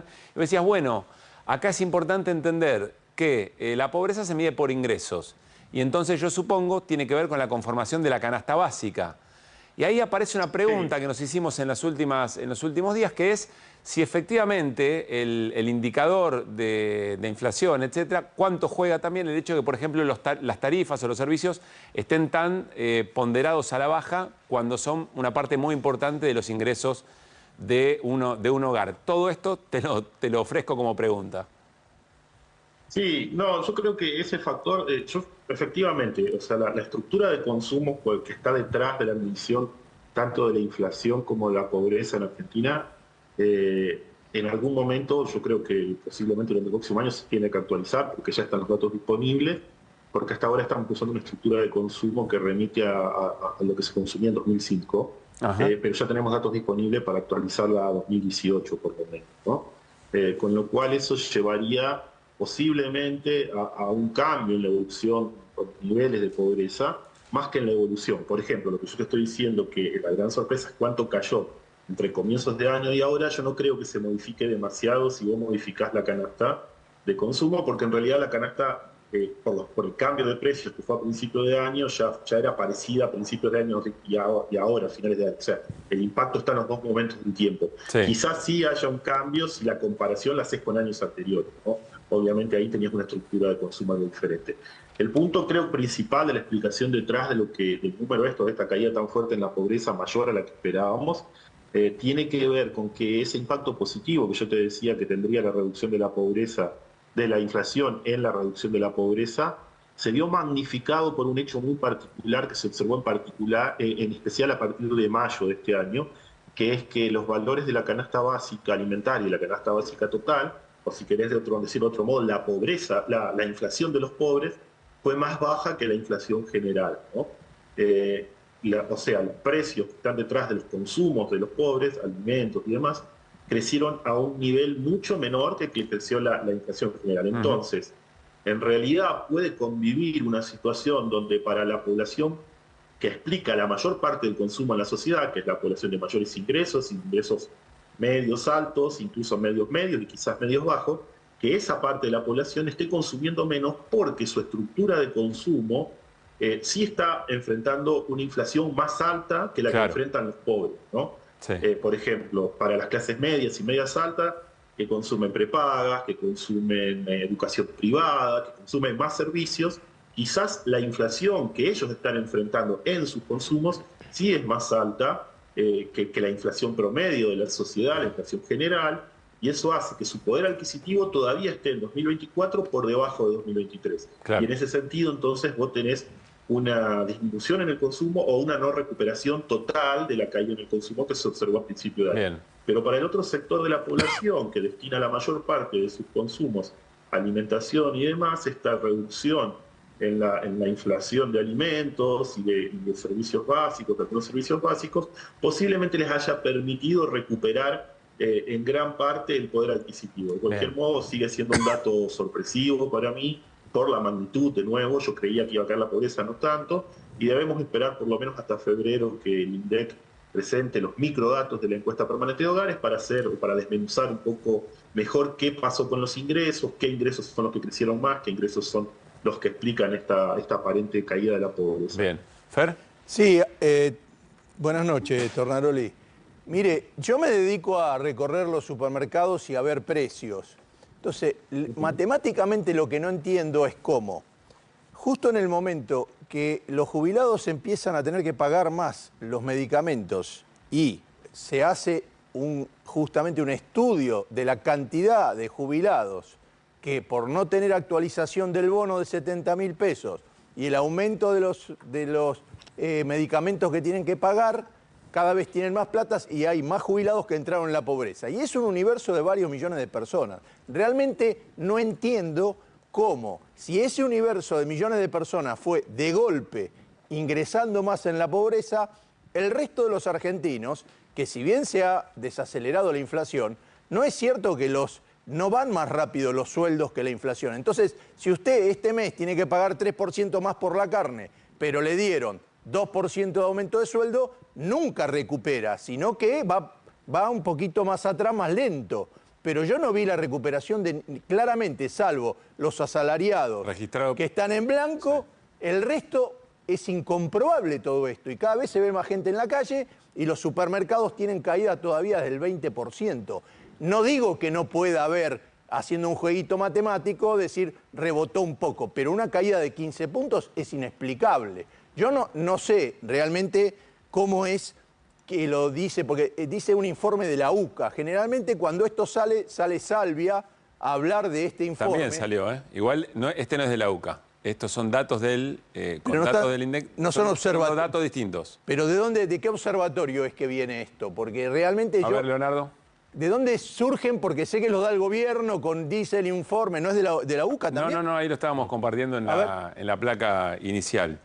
Pero a ver, Leonardo, de donde quieras agarrarte de lo que dice Fer.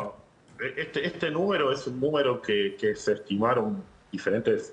Bueno, lo publicó el Ministerio de Capital Humano, pero yo había hecho la estimación, la hice antes que el Ministerio, la publiqué y me daba lo mismo.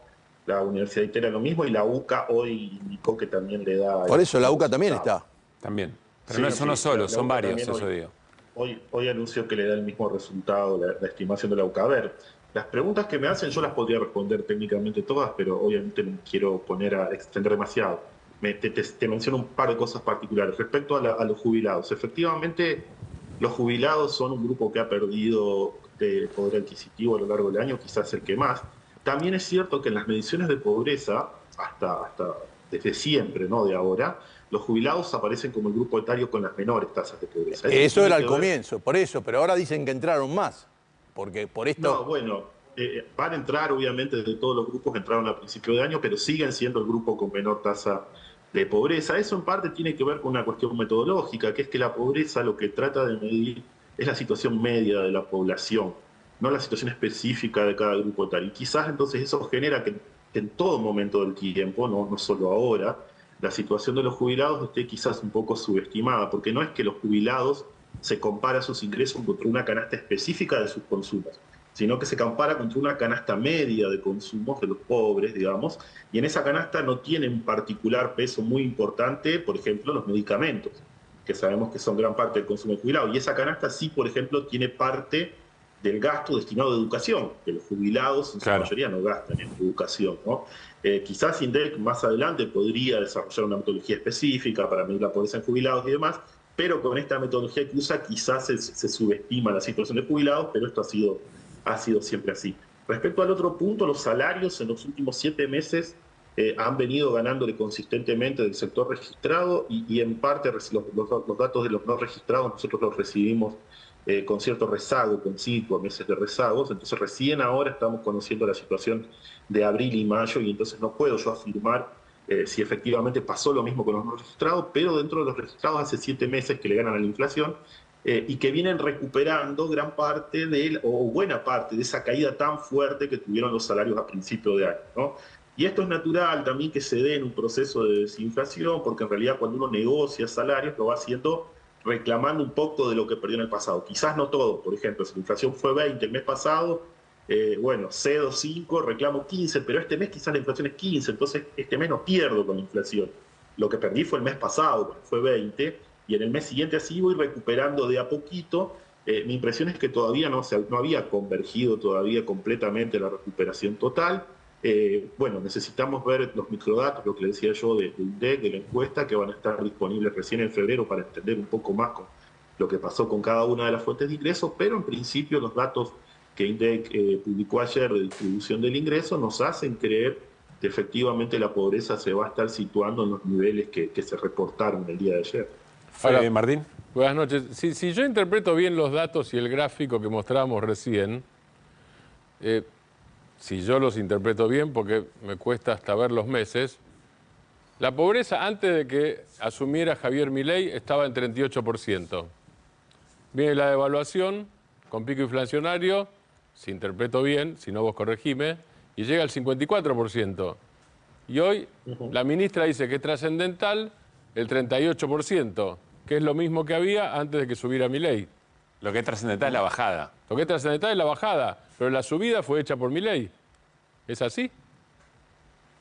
Bueno, la subida ocurrió después de la liberación del tipo de cambio oficial, digamos, la devaluación que hubo en el tipo de cambio oficial. Sí, o sea, parte de esa subida ocurrió ahí. A ver, en un proceso económico, en cualquiera, digamos, es difícil atribuir todas las responsabilidades a uno u otro, ni todo es herencia, ni todo es posteriormente Milei. Sabíamos que había en ese momento un atraso cambiario, similar a lo que estaba ocurriendo quizás ahora, y que el tipo de cambio era ficticio.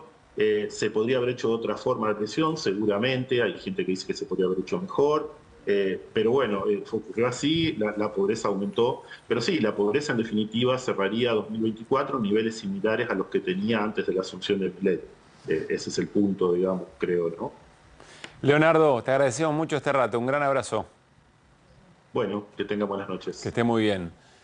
Bien, interesante esto que mencionaba Martín, claro, eventualmente recupera todo lo que había generado. Pero está bien, pero no, perdón, recupera una cuestión. Vos podés recuperar todo, terminás 38,6, no sé, contra 38,5, qué sé yo. Bien, recupera todo, pero queda funcionando un 20% menos de los supermercados, termina destruida la obra pública, hay 500.000 más o 300.000 personas que no tienen trabajo, multiplicada por 4 son 1 millón de personas y jubilados con menos entrada. Eso no pesa nada, ¿cómo va a quedar igual? Porque el PBI cayó 3,5.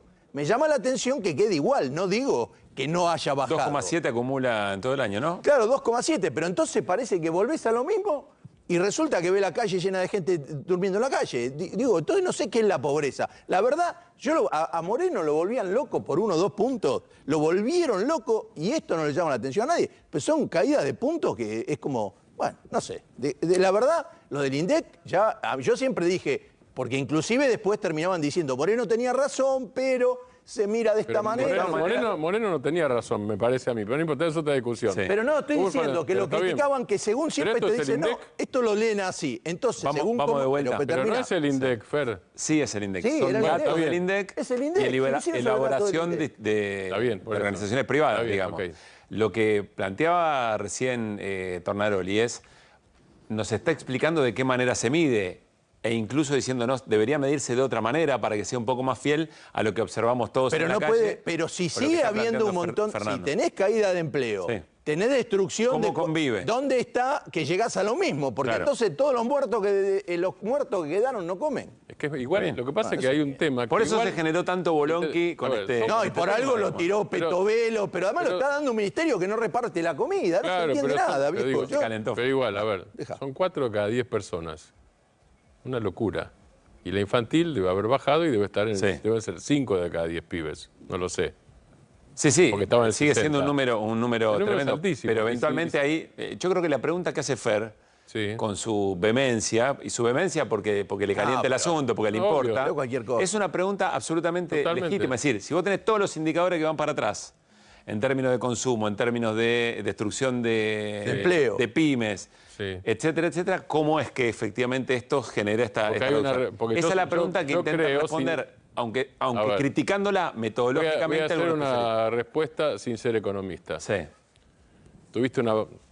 Milei subió, vuelvo al punto.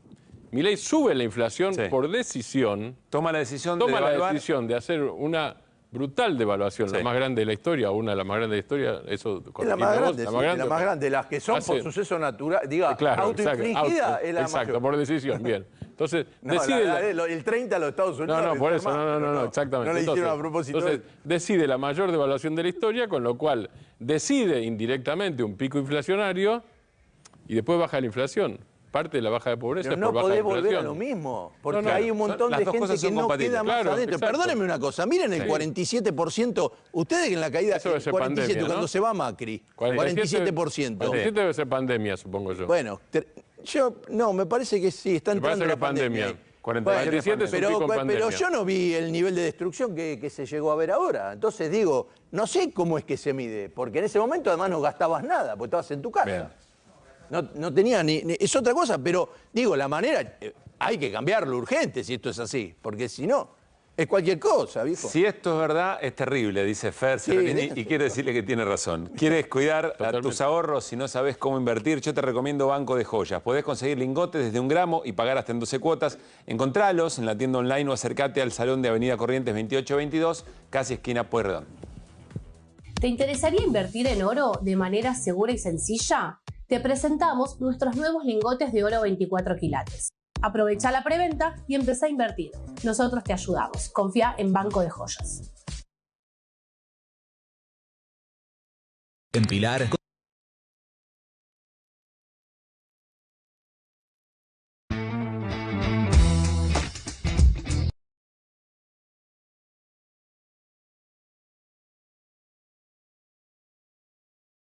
Reclamos de manera ágil y cercana. Descárgate la app o chatea con nosotros por WhatsApp a través de 11 52 38 68 64. Las 24 horas del día. También podés acercarte a cualquiera de nuestros puntos Muni de lunes a viernes de 8 a 18 horas y los sábados de 9 a 15 horas. En Pilar seguimos acercando el Estado a todos y todas las pilarenses. Pilar presente con futuro.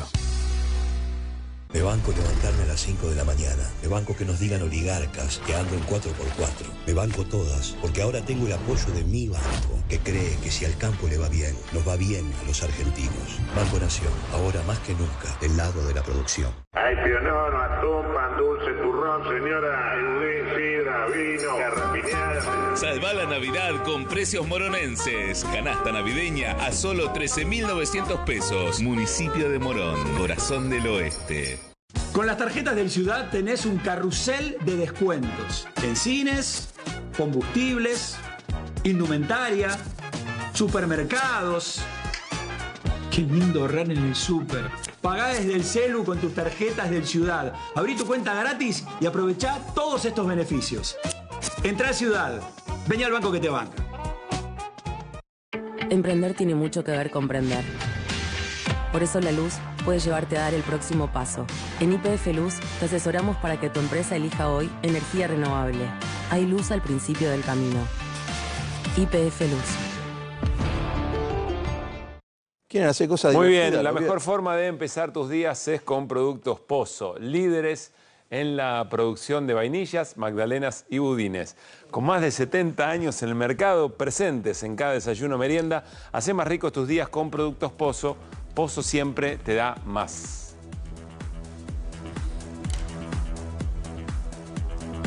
Bueno, muy bien, vamos a repasar las informaciones federales, noticias federales como hacemos cada viernes. Varias de ellas muy interesantes. Tierra del Fuego, un año asignado por el ajuste de fondos nacionales, el diario del fin del mundo.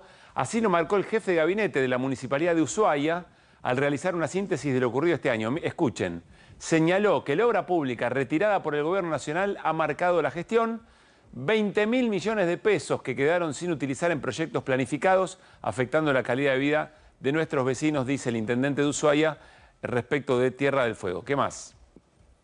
Santa Cruz, según el INDEC, subió la desocupación en Río Gallegos, ya es más alta que el promedio nacional.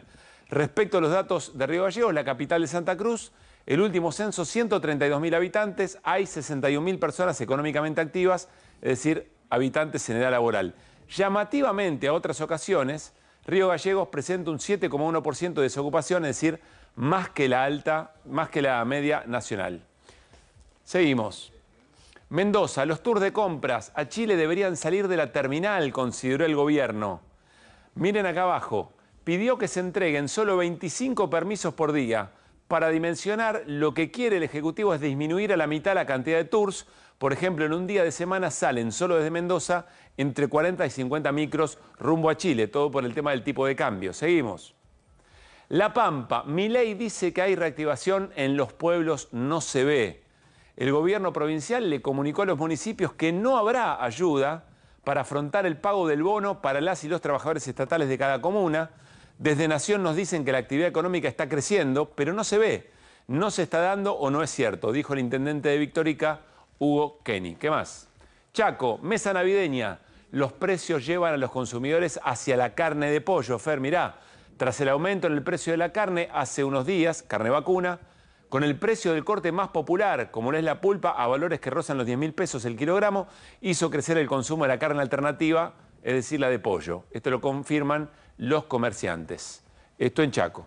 Entre Ríos, apareció el socio de Edgardo Cuader, titular de la camioneta que ingresó a Paraguay, Rodolfo Daniel González, socio de Cuader, se hizo presente en los tribunales de Concordia, fue dirigido a la Jefatura Departamental de Policía, con los trámites de rigor, incluso tocar el piano, tomar la toma de huellas dactilares.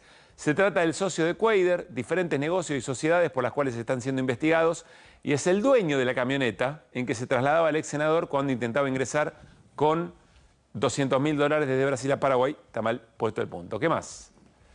Mar del Plata, esto es muy interesante, se aprobó el proyecto para regular el uso de celulares en las escuelas primarias municipales. La decisión se da en un contexto de creciente preocupación por la salud mental y la calidad educativa. Esta medida le permite a Mar del Plata posicionarse a la vanguardia con una decisión que apunta a mejorar el entorno de aprendizaje y proteger el desarrollo infantil. Nos vamos a quedar en una historia que tiene que ver con una de nuestras provincias, es la provincia de Jujuy. Me parece que no es exactamente así, pero lo que suena es que hay un intento de privatizar la salud pública. Nos vamos al encuentro de Juan Justi, es abogado. Hoy explicó en su cuenta de Facebook algunos de estos temas. Es decir, les quieren cobrar a todos los jujeños y jujeñas que no tienen cobertura un bono de entre 40.000 y 50.000 pesos. Hola Juan, ¿cómo estás? Pablo Caruso y todo el equipo de QR, saludamos. ¿Cómo estás, Pablo, y a la gente de QR y A24 y a todo el país? Muchas gracias. ¿Qué es lo que decidió la legislatura? Más allá del trámite legislativo, que de por cierto creo que no se discutió en comisiones y hay también mucho enojo por eso, pero ¿qué es lo que se decidió? Bueno, en la legislatura se decidió hacer un seguro provincial que se llama CEPROSA, para aquellas personas que no tienen obra social o que no cuentan cobertura ya con el Instituto de Salud el Instituto de Seguros de Jujuy. Sí. El problema es que no es que quieren abrir el instituto de manera voluntaria a todos los jujeños que no tienen obra social. 50.000 pesos más o menos es el monto que tienen que pagar que pagan los empleados jujeños por mes. Vos fijate que un trabajador municipal jujeño está ganando aproximadamente 500.000 pesos, con un aporte del 9-10%, estamos hablando, o sea, 4% acá en la ley del Instituto de Seguro, más el 6 que te pone el empleador, estamos hablando de 50.000 pesos, que es lo que paga, claro, que es lo que pagarían las 5 órdenes del instituto que pagarían de cuota los que se afilien. El problema es que lo quieren hacer de manera compulsiva. ¿Y cómo hacen de manera compulsiva? Aquellos que no se afilien al instituto o que no tengan obra social en la provincia de Jujuy, a partir de que se ponga en práctica esta ley, no van a poder hacer ningún trámite administrativo en la provincia y en los municipios.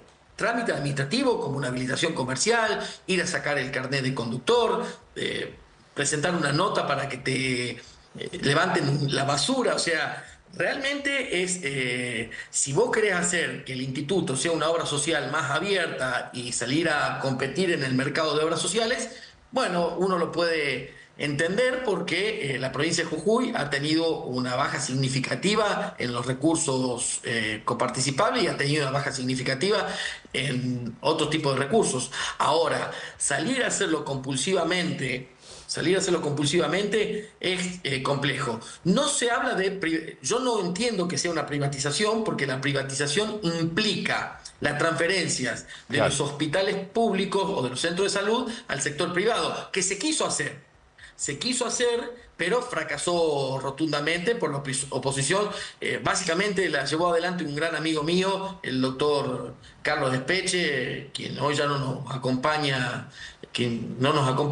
Se quiso privatizar el sistema de salud. No se logró hacer y ahora lo que quieren hacer es buscar una fuente de financiamiento que puede ser legítima, pero la van a hacer de manera compulsiva. A ver, porque Juan, hay otro problema. Sí. Quiero ver si entiendo bien. Es decir, las personas que no tengan cobertura, para atenderse en el sistema de salud van a tener que pagar 50.000 pesos. Por mes van a tener que pagar 50.000 pesos por mes, ¿no es cierto? O sea, tener la obra social. Y no solo eso, sino que tampoco vas a poder hacer ningún trámite administrativo. O sea, el artículo 12 dice textualmente, te lo leo: todas las reparticiones de la Administración Pública Nacional y Provincial y Municipal, cualquiera fuera su naturaleza administrativa la misma, requerirán entre sus requisitos acreditar la inscripción en el sistema del Seguro Provincial de Salud. ¿Qué pasa a las personas que no tienen 50.000 pesos? ¿Personas en situación de calle o una situación de vulnerabilidad que no tienen esa plata? No, bueno, el artículo 1 de la ley dice que los sujetos beneficiarios, el artículo 3, segundo párrafo, quedarán exceptuados del pago del Seguro Provincial de Salud aquellos que no acrediten ingresos por 2 salarios mínimos vitales y móviles. O sea, tienen que sacar un certificado de pobreza para que te atiendan en los hospitales públicos. Exacto, tenés que tener el certificado, tenés que hacer un trámite, o sea, poniendo, en esta época de desregulación, poniendo un nuevo trámite para los jujeños, ¿no? O sea, acreditar que ganás menos de 2 salarios mínimos, que estamos hablando de 550.000 pesos aproximadamente, Sí.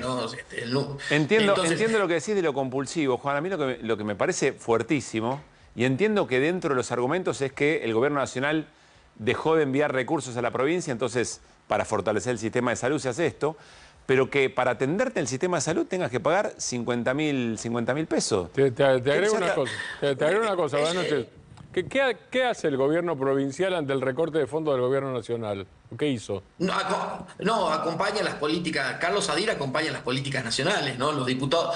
Hoy la UCR jujeña tiene 2 diputados nacionales y ambos votaron la ley bases, siguen trabajando y acompañaron el recorte de impuestos de la ley 27.743.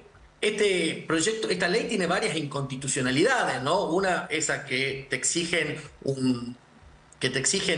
pagar o tener una obra social para que te pueda atender el sistema de salud. Hoy recordamos la muerte de Ramón Carrillo, que es aquel médico sanitarista que hizo que la salud sea universal para todos los argentinos, y los jujeños el día de hoy le pagamos con esa ley a Ramón Carrillo, pero además tiene otros problemas. ¿Qué pasa si un vecino de una provincia que está transeúnte, nosotros para ir al norte de Salta tenés que pasar por Jujuy, tener un accidente de tránsito que no te van a atender, o tenés un problema de salud que no te van a atender? Claro.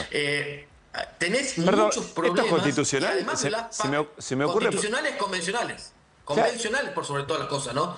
Violás tratado de derechos humanos, básicamente. Ya no estamos hablando de normas argentinas, sino de normas de rango internacional. No, pero son normas argentinas porque están incorporadas a la Constitución con rango constitucional. Claro. Pero bueno, se entendió que estamos...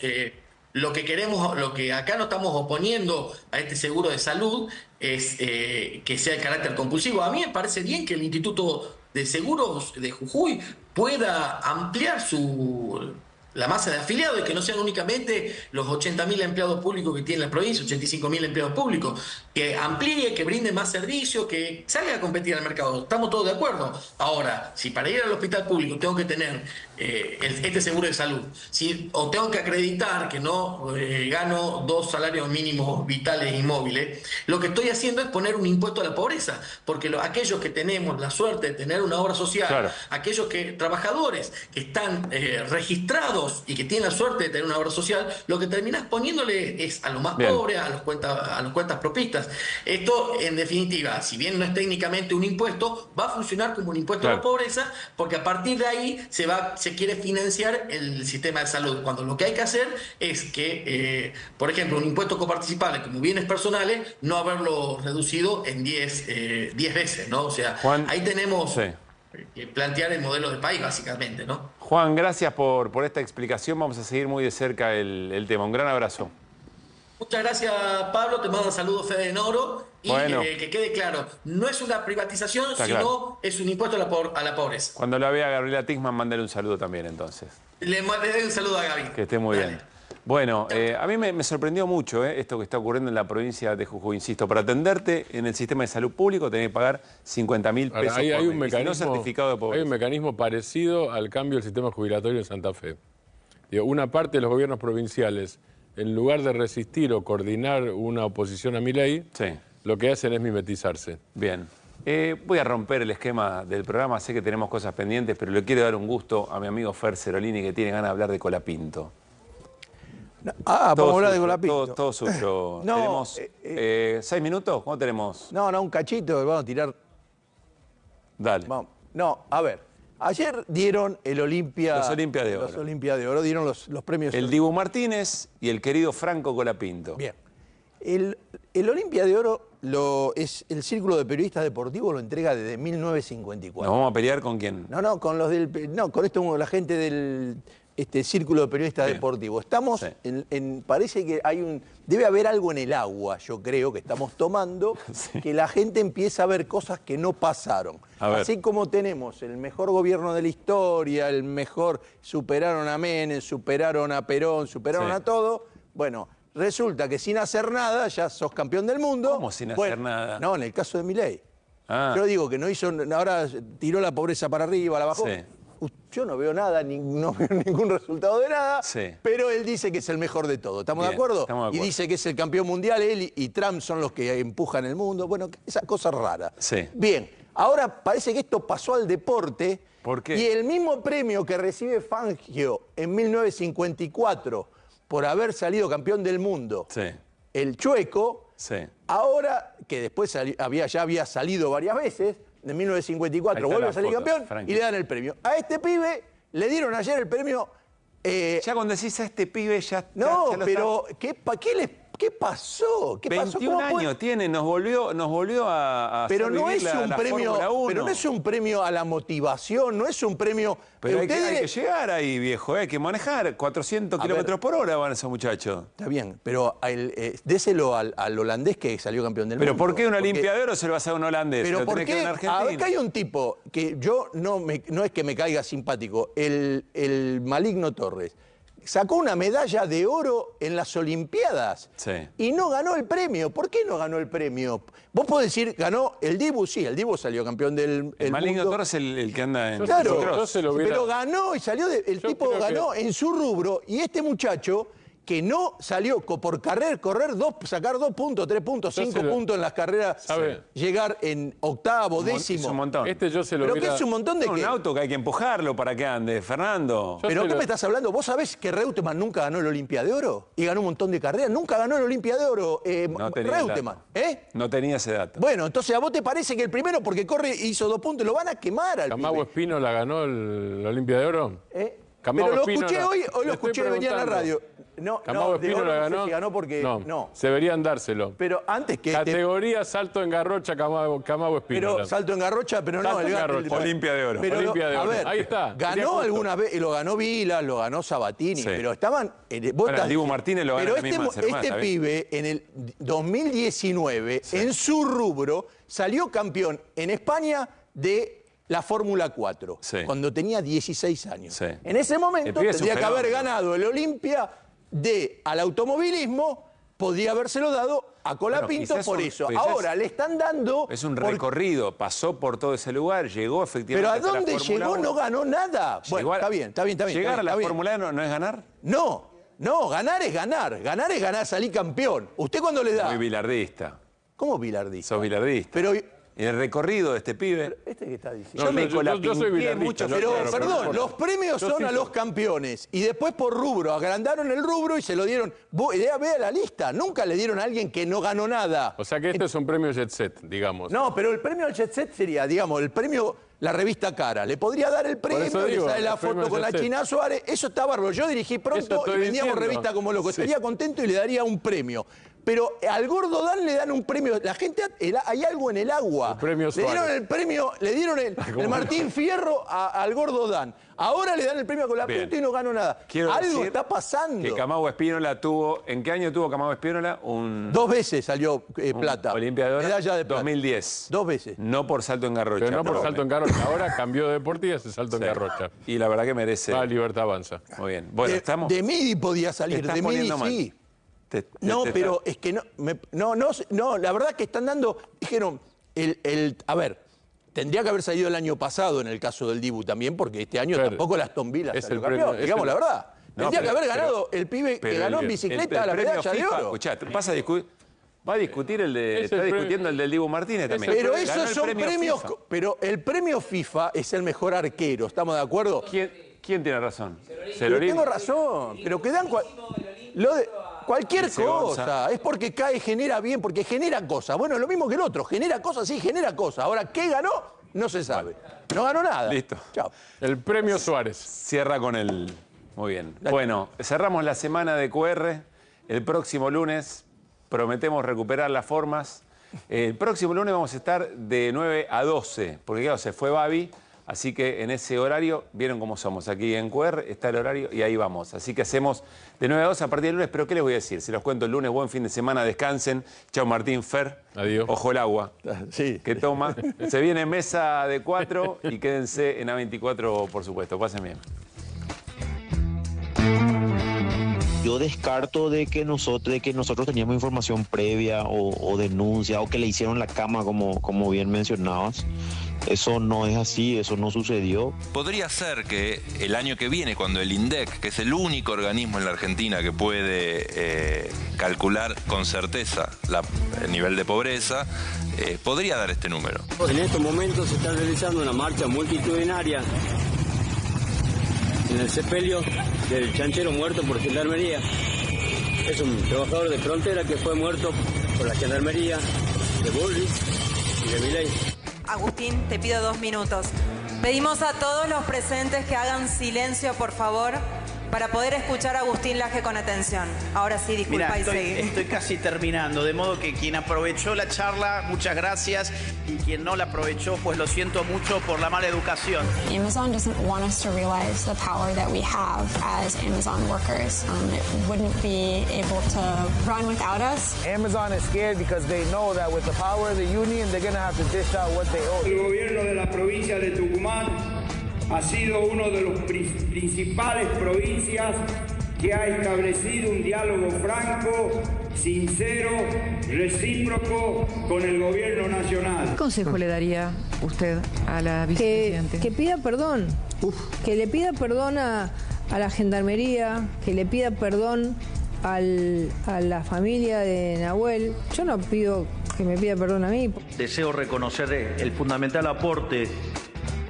del bloque de diputados del PRO, que también trabajó mucho con nosotros, nos ayudó mucho, digamos, que está conducido por Cristian Ritondo, quien hoy está siendo víctima de operaciones y persecuciones. No se puede hacer ajuste en el desarrollo educativo. No se puede, es criminal. Es un suicidio programado. Acá el que no empuja la agenda del presidente se agarra sus cosas y se va a su casa. Supongamos que él sea Victoria Villarruel. El Victoria Villarruel tiene un cargo electivo, no puede agarrar sus cosas y irse a su casa. Claro. Dentro de 4 meses, cuando esté más cara la Manaus que el agua Evian, que es el agua mineral de Francia, decime cómo lo va a resolver. Hubo la intención de compra de, en realidad son 5 departamentos. Acá estoy viendo un poquito el expediente, por un poco más de 600.000 verdes, siempre a través de la secretaria.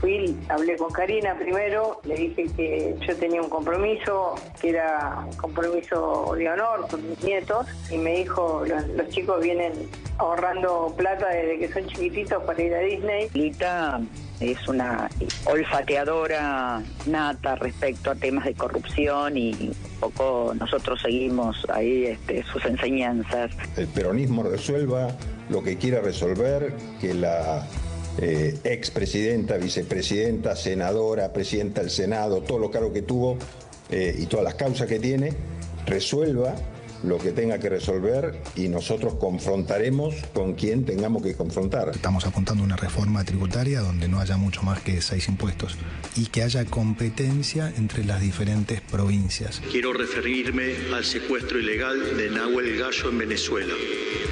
Exigimos su liberación inmediata y agotaremos todas las vías diplomáticas para devolverlo sano y salvo a la Argentina. El gobierno de Milei cumplió 1 año y andaban festejando que subieron las acciones en Nueva York. Andaba festejando que los títulos públicos, los bonos, le va muy bien. Sí, una fiesta financiera.